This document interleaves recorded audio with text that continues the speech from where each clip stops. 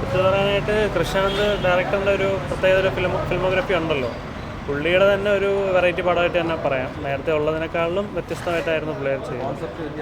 Concept വ്യത്യാസമാണ്, അതിൻ്റെ ഒരു വിഷ്വൽ ലാംഗ്വേജ് വ്യത്യാസമാണ്. എന്തായാലും മൊത്തത്തിലൊരു എൻ്റർടൈൻമെൻ്റ് ആണ്.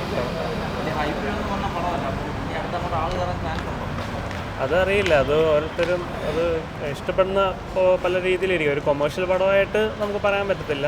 പുള്ളി ഒരു കൊമേഴ്ഷ്യൽ എന്നുള്ള രീതിയിൽ മാത്രമല്ല, പക്ഷെ ഒരു സാമൂഹികപരമായിട്ടും ഒരുപാട് കാര്യങ്ങൾ സംസാരിക്കുന്നുണ്ട്. അപ്പോൾ അങ്ങനെ ഇഷ്ടപ്പെടുന്ന ആൾക്കാരാണല്ലോ.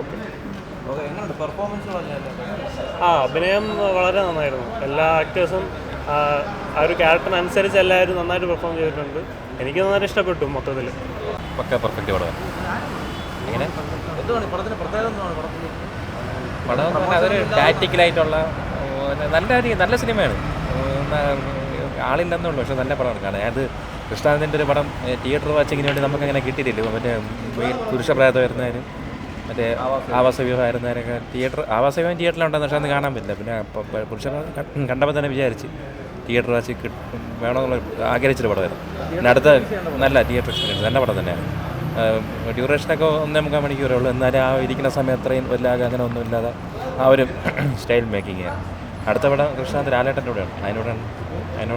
അതിന് മുന്നോടിയായിട്ടുള്ള ഒരു വര പറയുന്ന അങ്ങനെ നല്ല പടമായിരുന്നു.